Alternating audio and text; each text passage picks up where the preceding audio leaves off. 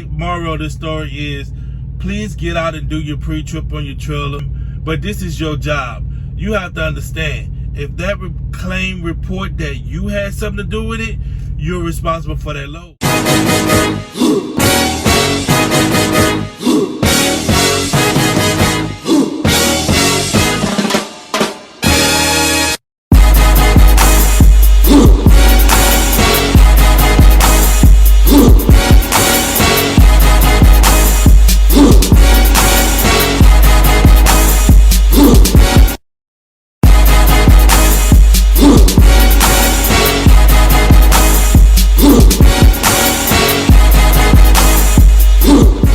What's up, YouTube?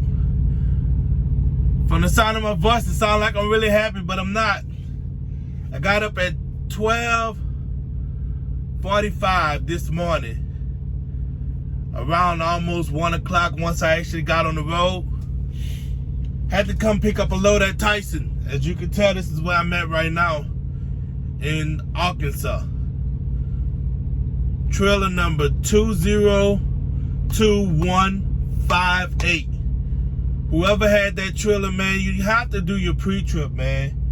You have to do your pre-trip on your trailer, because us as drivers, we come and pick up these trailers hoping that they're doing their job. Springfield doing their job, Piston doing their job, Salt Lake City doing their job, and even Carrier doing their job. But they can't touch every trailer if we're not being honest with ourselves when we dropping these trailers just to get another load. If you know that your trailer is not working, come on, dude. Do a better job with reporting it, because we're being the ones that's losing out on money. We're the one that's losing out on hours. My clock is clicking down now, because I'm waiting for them to take the load off of one trailer to put it onto another one. Let's say if they didn't have another trailer. Yes, it's their responsibility to check the trailer to make sure that the reefer is working.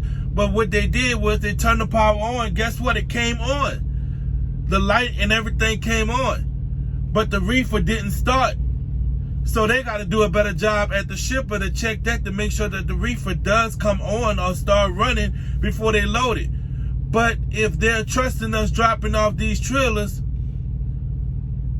why not do your job by doing it the right way? Now, I can get it. I actually like some places like the chocolate plant. They make you start your reefer before you even go back there. They want to hear it running. Even Buffalo Dog, whatever you call that, where you go pick up your load, they make you start the reefer and set it at the temperature it needs to be set at, so they can hear it running, so they can know that it's running. When you get here, they don't even get out. They just ask you what your fuel is at. You can lie and tell them it's always on full, or you can lie and say that your reefer do work. And if they don't get out and physically look at it or hear it or see it, guess what? They won't know. And this is one thing that they got to do better here at Tyson. I'm not singling nobody out, but at the same time, we have to do better so it don't hold other drivers up and we're sitting in the parking lot waiting patiently for a load that was supposed to be preloaded. You're holding us up. Now, the issue I'm having with my reefer is that it comes on, but the motor is not running. Pre-trip on my trailer. And I check my trailer to make sure that it's running like it's supposed to. And I'm like, why is it not starting? The temperature is reading 33 degrees, but it's -5. That thing's supposed to be running and hollering at you. It ain't do none of that. So I proceeded, hooked up to it, connect to the trailer, cut the lights on and everything to make sure all my flashes and turn signals and all of that working. Make sure I ain't got no damages to the tires or to the rims and nothing like that. Make sure I don't hit no air leaks. And I'm checking all of this to make sure everything is good. And I come back around, the reefer still haven't started. So I hit road assist up on the phone and I'm like, my reefer have not started. I still got an alarm code. So I cleared the alarm code thinking that it would start, but it didn't. The alarm code came right back on. And to be honest with you, I think it never went away. And it kept telling me this message, I'm a papa. Ooh, driver, what you thinking about? Some people, they just be driving, they don't know what they're doing. I'm gonna leave this on here. I wish I could turn it around. He went off the side of the little clip and could have damaged the side of his truck, but now he got to back up and jackknife. And this is a prime driver. Well, it's not a prime driver, it's a Wilson driver. Like, ain't no way you should have backed all the way up and then turn around, instead of trying to force yourself to turn. You see, he damn that jackknife. Look.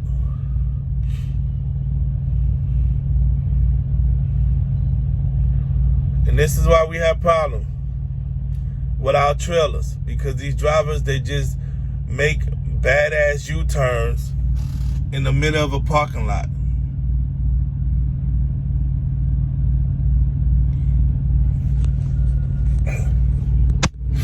But anyways, so the reefer wouldn't start up. So I had to call Road Assist. They said, well, see if they can change it out. But since it's already loaded, they probably gonna make you go to a carrier.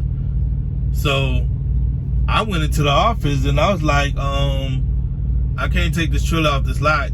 And they said, well, we loaded it this morning. What's wrong? I said, the reefer is not starting. I said, it comes on, but it's not starting at all.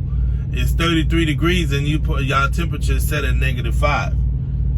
And the lady looked at me like surprised, like, so they said, did you drop it on the yard yet? I said, no, I can put it in door 8. And they said, well, you're not allowed to put the trailer in the door. I said, okay, well, where you want me to drop it at? They said, well, drop it on the yard, somebody gonna get to it. So as I was leaving out, the yard dog told me, he said, go ahead and drop it right here. And that was literally right in front of door 8, but on the opposite side. My truck was facing the door, so I dropped it. And he said it kind of helps if you go look and see if you can find a trailer. So I went for another trailer that was empty. I tested out, I did a pre-trip, and it worked. And everything ran on it. The pre-trip came out great. So I picked that trailer up and I dropped it right next to the other one. As I was dropping it, 2 yard dogs was coming up. They both got on their screen. One grabbed a screen to grab an old trailer that's getting the product taken off. And I talked to him and he said, oh, they told me to go to door 7. I said, well, hey, I just grabbed this trailer right here that's next to it. I did a pre-trip on it and everything, and it's working. Can we put it on this one? I'm about to get ready to go in the, inside the office and tell him. He said, I would love to do that for you, but we have a computer that tell us what to do. We cannot touch these trailers until they tell us.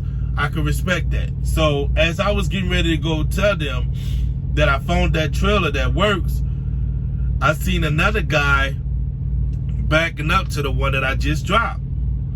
And I asked him, I said, what door are you going in? He said, I'm going in door 7. So, no, he's going in door 8.